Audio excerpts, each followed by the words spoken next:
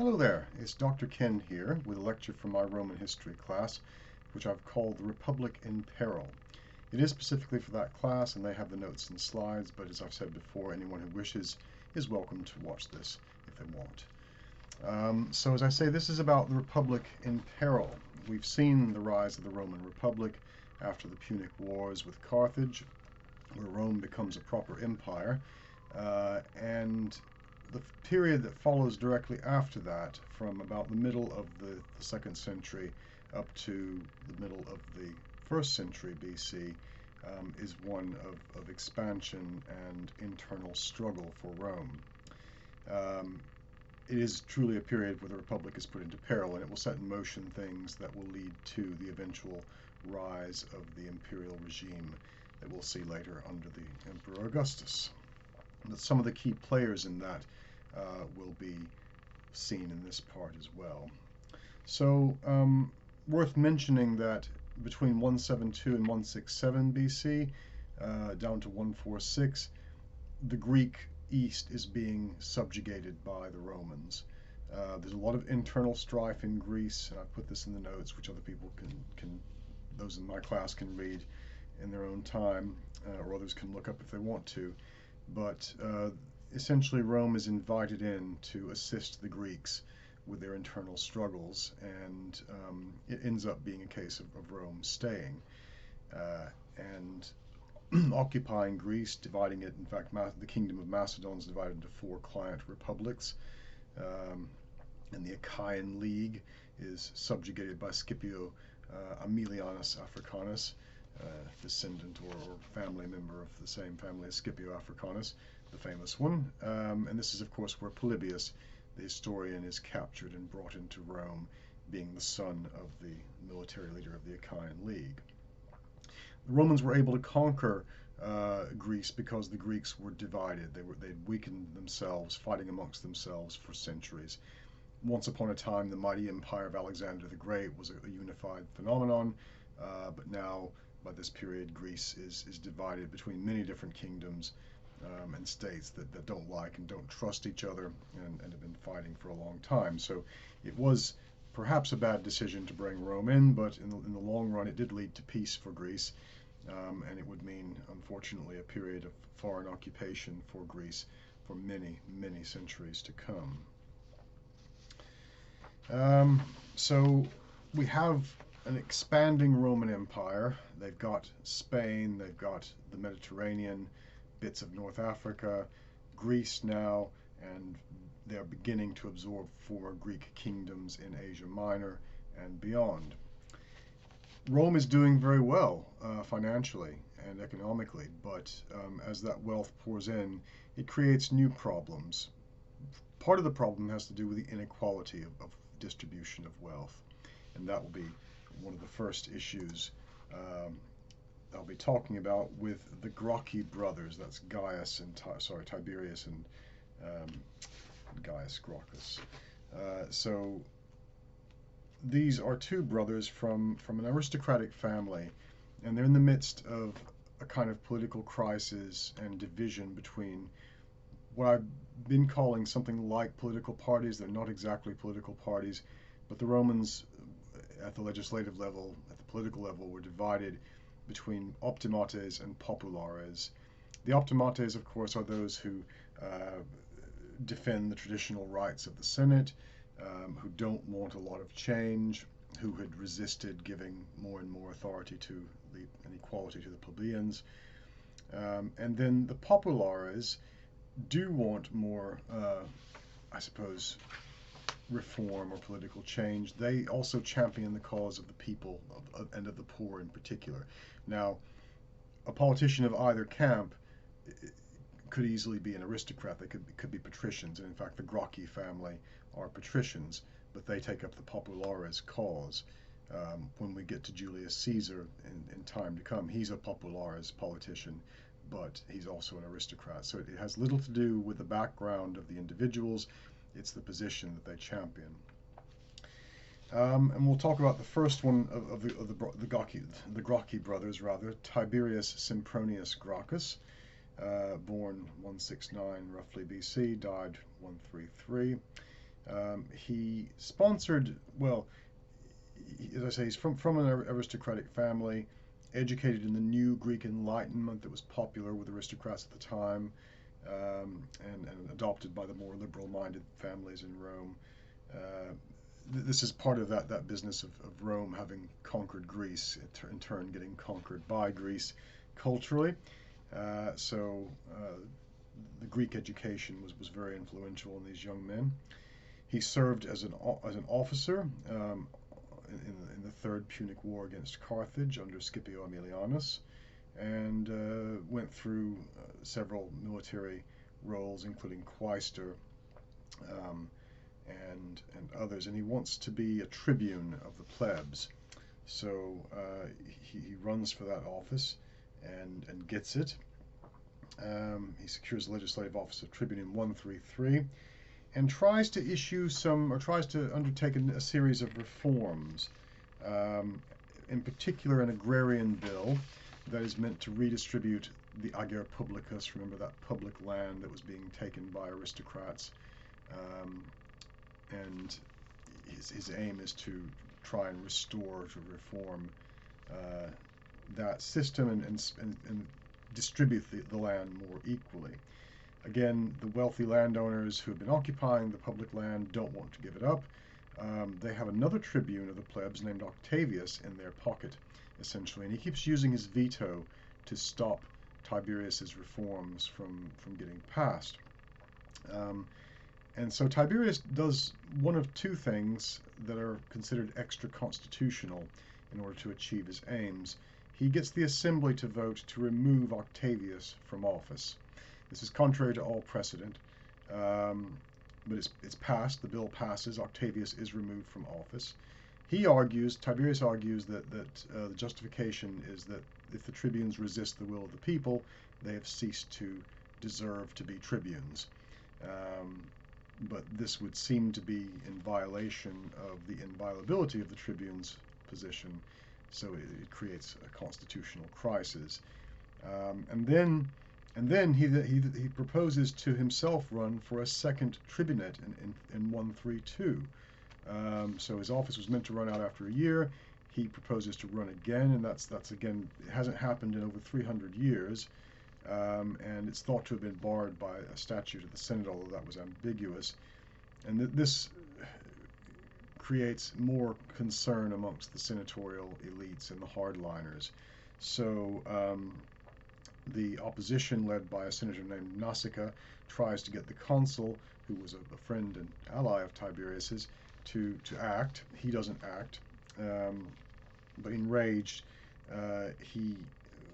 Nasica gets he and his allies in the Senate come together and essentially go out of the Senate and break up some chairs, wooden chairs, and use them to beat Tiberius and his followers to death, which precipitated a riot. Presumably the senators would have had a number of their clientele, people who were subject to them or who were doing things for them, on hand, as well possibly as some of their private security forces. It wouldn't be surprising. In the end, though, Tiberius himself is clubbed to death along with some scores of his own followers. Historians have argued the fault lies with Tiberius for trying to push through these reforms, without going through proper constitutional means. It's unclear whether he ever would have been able to achieve them by constitutional means, but it certainly opened up some wounds and created some gaping wounds in Roman society. And into that fray his brother, Gaius Symphonius Gracos, steps. So Gaius's dates are 154 to 121. He also follows in his brother's footsteps and gets elected to the office of tribune for the years 123 and 122 BC. And he also provokes a constitutional crisis, unfortunately, as well, or at least stirs up the sort of animosities that his brother had started. So Gaius tries to institute a series of reforms as well. Also, the land bill is a key feature of his reforms. He tries to reform the court system, which had been stacked heavily in favor of the senatorial class by trying to introduce more knights, more equites into it. That would eventually happen, but not right away. He wants to do a number of things, including founding overseas colonies. He wants to recolonize Carthage, and which was quite crucial to the grain supply. He institutes measures to supply food, grain at a cut price, at a heavily subsidized price to the Roman citizens, so a kind of dole. He wants to start the construction of a secondary road network, but probably the most, and some military reform as well, forbidding the draft of boys under the age of 17. Probably the most far-sighted of his proposals, and yet one of the more controversial ones, was the franchise bill. This was to give Roman citizenship, to distribute it to all Latin citizens, and by extension Latin citizenship to all Italian allies. So this was to extend a wider level of citizenship throughout Italy, because previously only Roman citizens of Rome itself, could vote for public office. Now Gaius's reform wants to give those same rights to the people living in the territory around Rome, the Latin territories, and then to extend Latin citizenship, which was kind of a second-class Roman citizenship, to all the Italians, which they don't have at this point. The plebeians vote against it. The assembly of the plebs votes against it, seemingly because they don't want to share the kind of benefits they have as citizens, including the dole, with these other people. And this, in part, unfortunately, leads to something I'll come to in a few minutes, which is the social war of 90 BC. Well, on the day that Gaius's laws were actually going to be repealed by the consul named Opimius,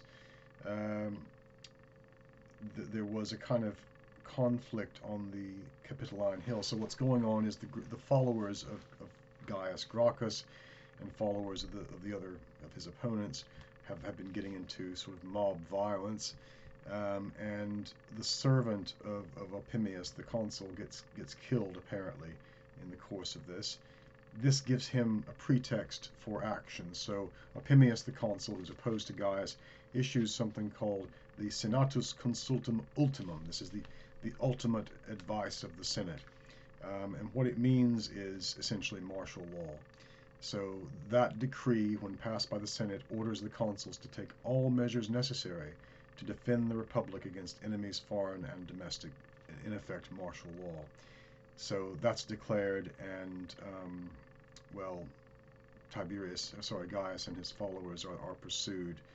In the end, he would have been killed if he had been caught by them, but he ends up taking his own life rather than be killed by the state. 3,000 of his supporters were arrested and put to death, we're told, though, as a result of that decree. So an attempt at reforms, again, perhaps they were a bit excessive for this conservative Roman upper classes to tolerate, and they get smacked down with a heavy hammer blow. So again, these issues are in the background. They're not being properly addressed, or they're not being dealt with, and so they continue to foment, and they will lead to other problems in the future. Meanwhile, abroad, something happens that will change the face of Rome forever, although at the time it must not have seemed like it would have. This is called the Juggerthan War. So we have King Jugurtha of Numidia attacks Roman allies and others in Numidia, and a man named Gaius Marius is elected consul to put an end to this war. He promises to do it in 1 year's time. The war itself was rather minor and small scale. Jugurtha had killed his brother, who was meant to be king of Numidia, which was a Roman province, and he'd been bribing the Romans to look the other way for a long time. Supposedly, there's a saying of his that Rome is a city for sale and doomed to perish as soon as it finds a purchaser. And this was considered quite scandalous. If you think back just a generation or two previously, when Pyrrhus of Epirus was trying to bribe the Romans to treat with him, and they famously refused. Now Rome has become decadent and corrupt in exactly the way that Cato the Elder perhaps feared it would. Yeah, it becomes the issue gets out of hand, and you can see the details in the notes. But this results in a conflict between two major Roman leaders. One is named Sulla, who aids in the capture of Jugurtha. He's a aristocratic individual, Sulla, who is a military man, like any good Roman who wants to go into politics. They have to be in the military. He's largely responsible for the capture of Jugurtha, but Marius ends up taking the credit for it. And what had Jugurtha done, I should say, to anger the Romans? Well, he divided Numidia into two parts, and then attacked his brother's capital, but also massacred a number of Roman citizens in the process. So that was the final straw. Despite the bribes he had been passing around Rome, it was the killing of those Roman citizens that got Rome actively involved. So I mentioned Marius. He's well worth talking about. He's a new man, like Cato, so someone who's not held the office of consul or the high offices of state before. He would get elected, as I say, to put an end to the Juggerthan War. Sulla, whom I mentioned earlier, was Marius's quaestor and a patrician. Marius is not a patrician, as far as I can tell. I'll maybe double check that to be sure, but it looks like he's not. He's certainly a new man, at any rate. And as I say, it's essentially Sulla who did the hard work, who did the diplomatic wrangling and a clever trick that led to the solution to the war. But then Marius, being leader of the forces, is awarded the triumph at the end, and Sulla apparently wasn't happy. So this is the beginning of a rift between those two men. In order to achieve his military success, Marius realizes that the Roman army needs reforming. So up to that point, the eligibility requirements for a Roman soldier in the service of the Republic were very strict. He had to be a member of the 5th census class or higher, meaning he had to own property worth about 3,500 sesterces in value, and he had to supply his own arms. So a bit like the hoplites of ancient Greece. These were citizen soldiers, landowners, and pardon me, they were considered the only ones worthy to be in the military. Well, Marius realizes that if Rome is going to survive and is going to prosper in this brave new world in which it's being asked to be the policeman of the world, then it needs a permanent standing army, because previously the consuls would just call together an army when they went to war. Marius realizes they need a permanent standing army and a professional army, and one that doesn't limit its membership to class. So he institutes a series of reforms. One of these is that the capita censi, members of the lower class that are just assessed by the head count, is what it means, those counted by the head, who would have been otherwise disqualified from being in the army, are now allowed to join, and they'll be paid. So they get paid for being in the army. That's a big deal. It means that being in the army becomes a career for poor individuals and a way to get out of poverty as well. And the state will supply them with arms, so they don't have to have their own weapons. The state will supply them, and so this allows him to form a permanent standing army that has standardized equipment, which they wouldn't have had previously. Again, very important. And drilling took place all year round, so they're being trained all year round. If they're being paid, they might as well be trained. He organizes the legions into well, the number of men in a full legion was 6,000, of which 4,800 were the actual soldiers. The rest were non-combatants. We might call them hangers-on, servants, that sort of thing. A legion consisted of 10 cohorts and with 6 centuries each. Century was 100 men, 80 legionaries, and 20 non-combatants. So the century under Marius carried with it all the arms and equipment that it required, as well as food, to maintain itself as a fighting unit. Each man was responsible for carrying his own supplies. So this reduces the size of the baggage train. It makes the army much more mobile. This was something, by the way, that Alexander the Great and his father Philip of Macedon had done to make their armies much more mobile and able to strike quicker. And so Marius is borrowing a page from their book. The fact that soldiers were carrying such heavy packs with them, they earned the name of Marius's mules, but it made the army much more mobile, as I say. And another reform is that on retirement, after a certain number of years of service, a soldier will receive a benefit, a retirement benefit in the form of a farm or land grant. So that's in addition to being paid, having a career in the army, they can retire at the end. It's the general's responsibility to see to this, though, paid for out of the spoils of war. Officers and commanders were paid about 10 to 25 times higher than the common foot soldiers, and of course they did typically come from the higher classes. Finally, and one of the more important reforms, was that Marius granted citizenship to any of the Italian allies who would join the army and serve for a period in it. So full citizenship if they fought for Rome. And that was, in addition to a career, it was a pathway to citizenship. But what kind of impact did this have? Well, it improved the military capability of the army almost overnight. As I say, they weren't just sort of called together whenever the consuls decided to declare war. They were a standing army year-round. The Roman military machine definitely improved as a result of this. The settlement and retirement of legionaries on public land or lands seized by their generals helped to Romanize conquered provinces, so that helped the empire to assimilate peoples that had been conquered into itself better.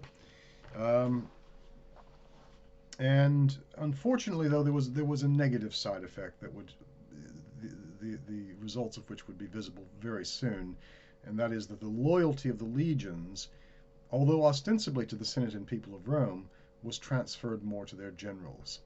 And generals like Marius, as we shall see, learned to use this loyalty and the army as a tool of statecraft, as a political tool. Much to Rome's detriment. Now, I mentioned that there was a social war in 90 BC, between 91 and 88 BC. This is the Italian Social War, and it involves the rebellion. It's the last rebellion of the Italian allies, as they're called at that time, against Rome. And it was a period, well, it could be considered a kind of civil war, and the issues of this as well don't really go away for a long time. They're wanting citizenship, the Italian allies. The relationship between the other Italian states, if you like, and Rome was that they were allies of Rome. They were subject to Rome. They couldn't have their own foreign policy. If Rome called upon them for soldiers, they had to give them. But they had no say in who got elected in public office in Rome itself, and they want this. They want to be considered citizens of Rome. This is probably not the entirety of their grievances. We don't know all the details, unfortunately, but at any rate, there were a number of grievances, and it sounds like perhaps some were considering Rome too oppressive as well and wanted independence from them. So, led chiefly by the Marsi and the Samnites, several Italian tribes who for 2 decades had been trying to get citizenship through the political system decided they'd had enough, and they declared independence from Rome, setting up a new capital in Corfinium with a senate house of its own, with consuls and praetors effectively replicating the Roman political system. Rome wasn't going to stand for it, though, so back in Rome, armies are organized to oppose the new breakaway republic. Initially, the campaign against them was led by Lucius Julius Caesar, who would be a famous ancestor of another Julius Caesar, whom we'll come to in time later on. In order to bring the revolt to a close, Caesar instituted what's called the Lex Julia, the Julian law. And it was a law that granted full citizenship to any Italian allies who were willing to surrender to Rome. So essentially, despite the fact that there had been grievous fighting, a lot of people died in this war. If they would give up, they would then get citizenship. So in the end, despite losing the war, the Italian allies got what they were asking for, what they wanted. The passage of this law essentially granted them, as I say, what they wanted,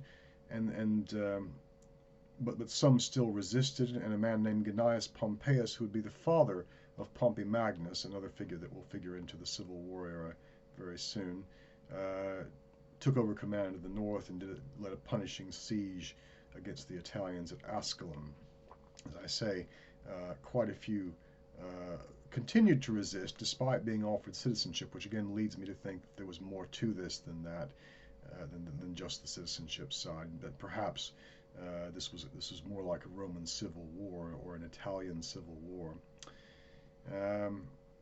Various mopping up activities took place over the next couple of years, but then another issue would rise to the front, and that's called the Mithridatic War, which again sees the character of Sulla enter into the affray. So at the end of the social war, Sulla is elected consul for 88 BC, and this is about the time the war with Mithridates is breaking out in Pontus and Armenia. Mithridates is the king of Pontus and Armenia Minor, it's called, northern Anatolia, so Turkey today. And Gaius Marius himself, the reformer of the army, wants to command the forces that will take care of Mithridates, which is opposed by the Senate. So he's unsuccessful. Sulla is given command. He's consul after all, and he sets off with a number of forces to try and deal with So Mithridates essentially starts slaughtering Roman citizens and tries to seize control of Asia Minor, which is controlled by Rome. They can't have this. This is why they're going to war. Sulla marches off. As soon as he does this, Marius, who's 70 years old at this point, and probably going a bit senile or suffering dementia, we think, based on some of his behavior, calls upon his allies and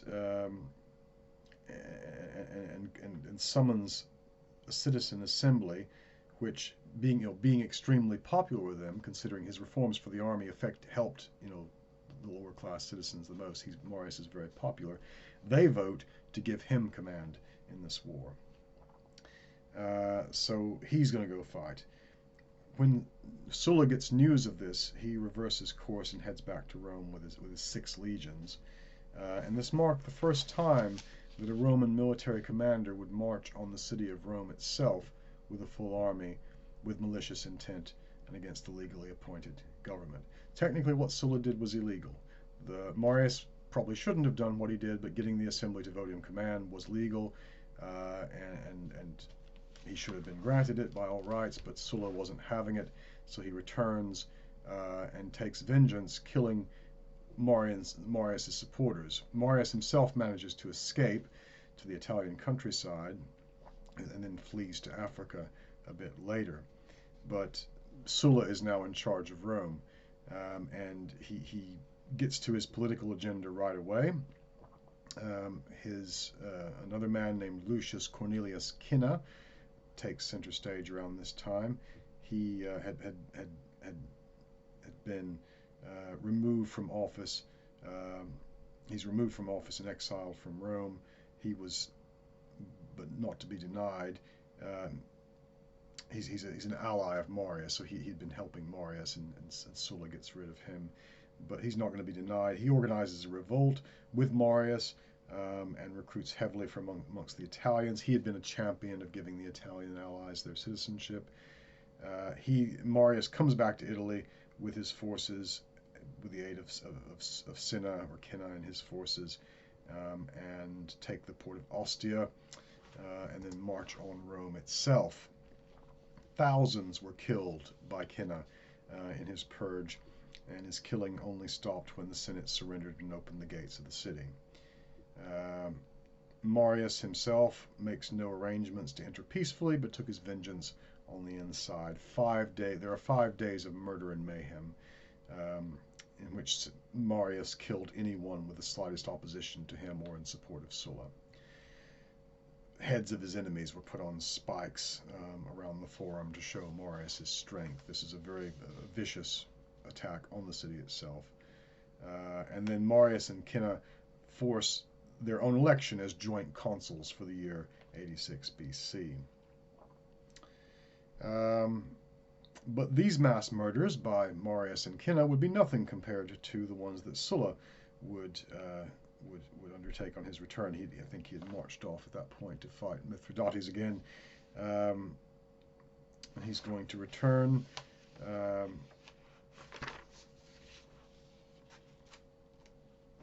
in 84 BC. Cinna is still consul of Rome. He's facing a number of minor disturbances, though, on the border, and raises an army to deal with the Illyrians, who are causing problems. And this gives an opportunity for Sulla. Cinna himself ends up getting stoned to death by his own men. Pardon me, it's unclear exactly why that happens. Apparently he was very unpopular. His death, though, and the ensuing power grip in Rome, hearing of his death and the ensuing power gap in Rome, Sulla gathers his forces and returns for a second march on the capital.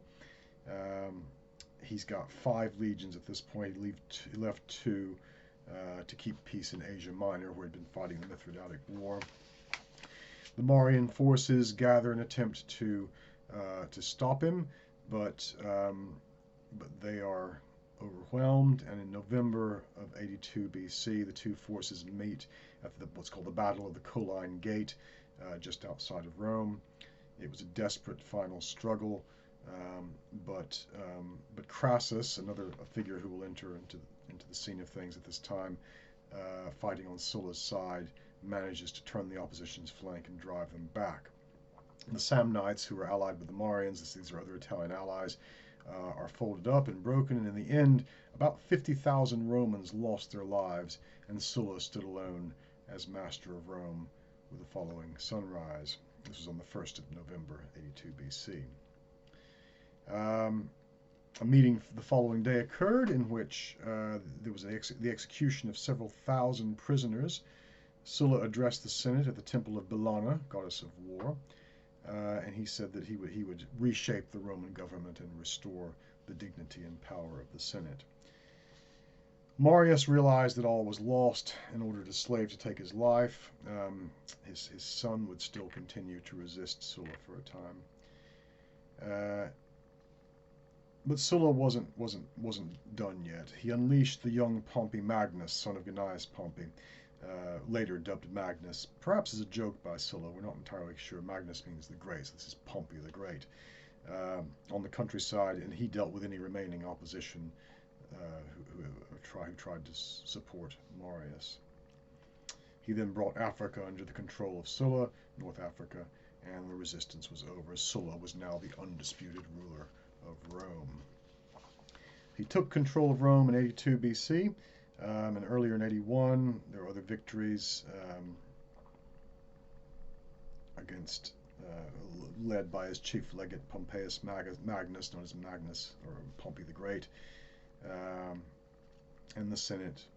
Although many senators had been executed by Sulla, he now emerges as the champion of traditional senatorial power, and not only did he butcher the Constitution, he made sure to butcher quite a few Romans as well. He introduces a new process as dictator of Rome, that's Sulla's official position, called proscription. And this means that he can write a list of names and post it in public of undesirables or enemies, effectively, and these people can be killed by anyone, essentially, and their property is forfeit. Um, this was a way of getting rid of enemies, but it was also a way of raising revenue as well to help pay for his military actions. In the first series of proscriptions alone, 40 senators and 1,600 members of the equestrian class were murdered, and those numbers would continue to go up. One member of the proscription list who managed to survive, interestingly enough, was a young Gaius Julius Caesar. He was the husband of Cinna's daughter, and Cinna, of course, had been the rival of Sulla, an ally of Marius. As it happens, Caesar was also the nephew of Gaius Marius. So he was almost assuredly a top candidate for death. But he manages to escape Rome prior to capture. And he uses young Caesar at that point, a very clever man, as would show in time to come, uses his allies back in Rome to work on Sulla. There may have been bribes involved, we don't know, but his aristocratic family convinces Sulla to have his name removed from the list. He wants Caesar to divorce his wife because she's the daughter of Sulla's enemy, but in the end just settles for confiscating her dowry, and Caesar's allowed to keep married to her. He said he was reluctant to let this young man live because he saw many Mariuses in his nature. But for whatever reasons of his own, again having been convinced apparently by Caesar's family, he's allowed to live in return. But others weren't so lucky, and large bounties were paid for bringing in disloyal Romans. Property was seized to enrich the treasury, and Marcus Crassus, Sulla's ally in all this, seems to have become the richest man in Rome thanks to a lot of these confiscations. He would also be one of the most unpopular men in Rome as a result of that. Sulla embarks on a series of reforms. He now, it's no longer possible for new legislation to be undertaken without permission of the Senate. The Senate has to approve all new legislation. The power of the tribunes, including the right to veto, is removed, virtually abolished, and the Senate was limited to, and senators were limited to restrictive business opportunities. Senators weren't supposed to engage in money making apart from what money they could earn from the land that they owned, from the produce of the land, although many used, as we've seen before, used agents to undertake businesses.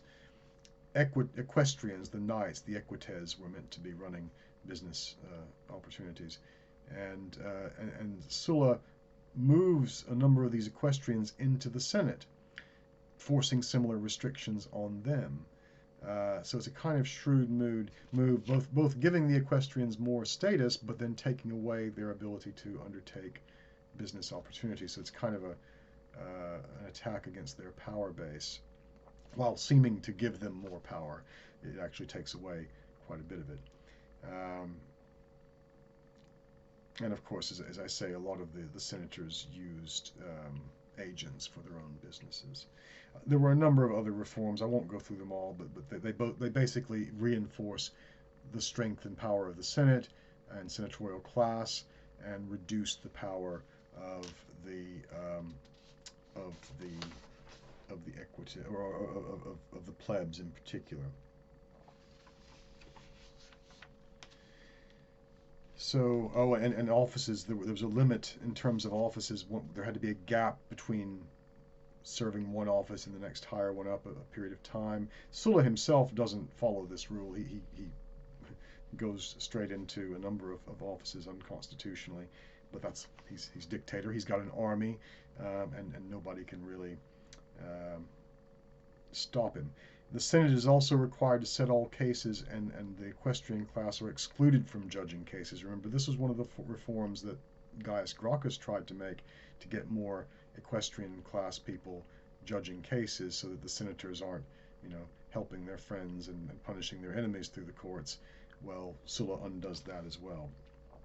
And as I say, that there are a number of other reforms that essentially roll back the previous reforms that had gained equality for the plebeians.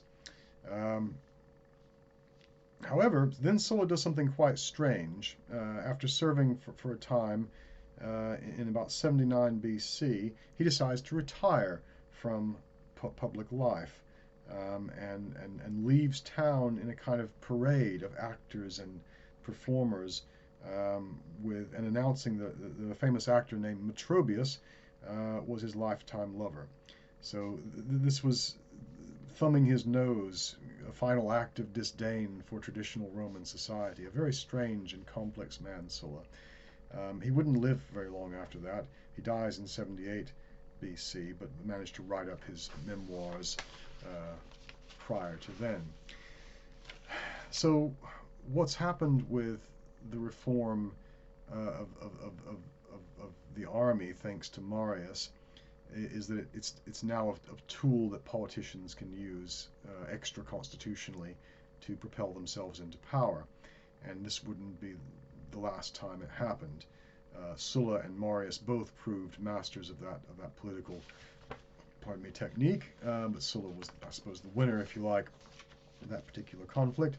And it would be a trend that continues into this was a period of civil war. This was a civil war between Sulla and Marius.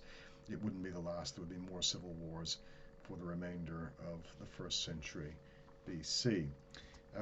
But I'll leave it at that for the moment with Roman political situations. I want to talk about the Third Servile War, also called the Gladiatorial War sometimes. And this is actually a political situation too. In fact, it might well be a continuation of the social wars. We don't have enough evidence to determine that. But there had been 2 other servile wars, and these are gladiator wars.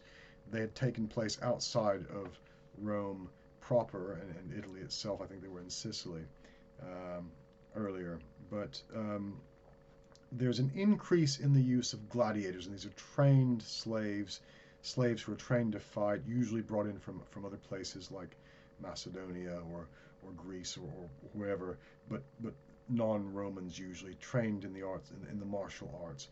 They were very popular for funeral games, and there were strict rules about when a gladiator show could be put on. But whenever an aristocrat had a funeral, there would be these games, and they were extremely popular.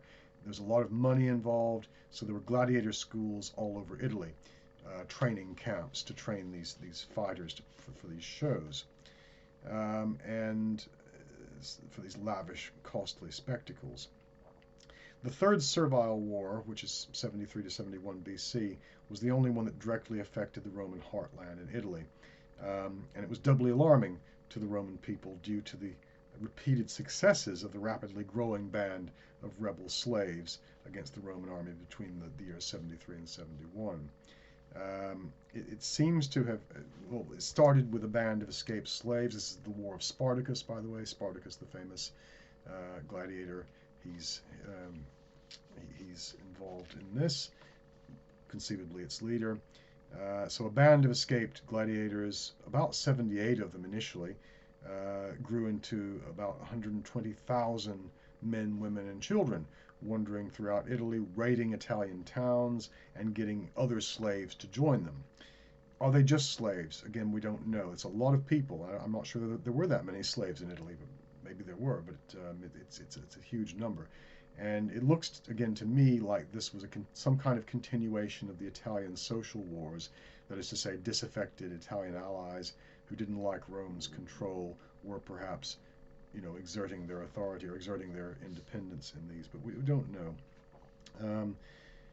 Plutarch describes the actions of the slaves as an attempt by the slaves to escape their masters and flee through Cisalpine Gaul, whereas the Roman historians Appian and Florus depict the revolt as a civil war in which the slaves waged a campaign to capture the city of Rome itself. Again, unclear based on the evidence. But an army of 8 legions was raised under the harsh but effective leadership of Marcus Licinius Crassus. Remember him, Sulla's right-hand man. And Crassus made a number of a lot of headway against the, the gladiator army, but it would be Pompey Magnus. In the end, he had been, remember, a lieutenant of Sulla. I forgot to mention that during Sulla's wars, Pompey Magnus had raised an army himself of his father's veterans, illegally, by the way, and put himself in charge of it to help Sulla out. So he's one of these young men who do quite well out of Sulla's reign of terror, because Sulla's quite happy to reward his loyal followers, whether they got there obeying the law or not.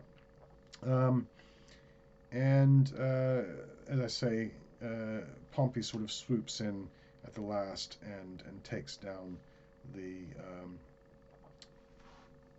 fights the final battles, if you will, of the war, and ends them in a rather heavy-handed way.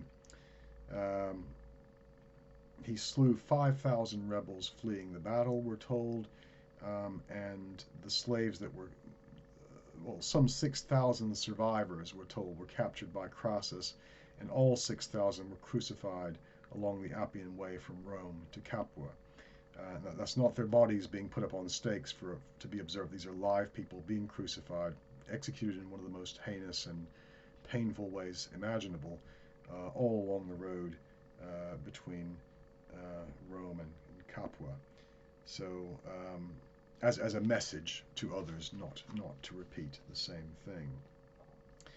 This war is significant, not only because it had a positive effect on the careers of both Crassus and Pompey, but it seems to have encouraged the Romans to treat their slaves a little bit better. They seem to have begun to treat their slaves less harshly as a result. The wealthy owners of the latifundia, these are the country estates, began to reduce the number of agricultural slaves because they had supplied a large portion of this gladiator or this slave army. And the legal rights of slaves begin to change a bit later, from the time of Claudius, the emperor, making it illegal to kill an infirm slave, making that an act of murder, and further rights. So slavery doesn't end by any means, but the Servile War seems to have made the Romans think twice about how they treated their slaves, which can only be a positive result, despite, well, considering all that happened during the Servile revolt of Spartacus. So, as I've said, I'm calling this lecture the Republican Peril. It is certainly a time of destabilization in Rome, which again paradoxically occurs when Rome is expanding, is bigger than it's ever been previously, wealthier than it's ever been before, but the stakes are high, and this competition between aristocrats primarily for the high offices of state spills over into civil war. And like I say, this isn't the end of it. We'll see much more in time to come. Thank you for your attention. See you next time.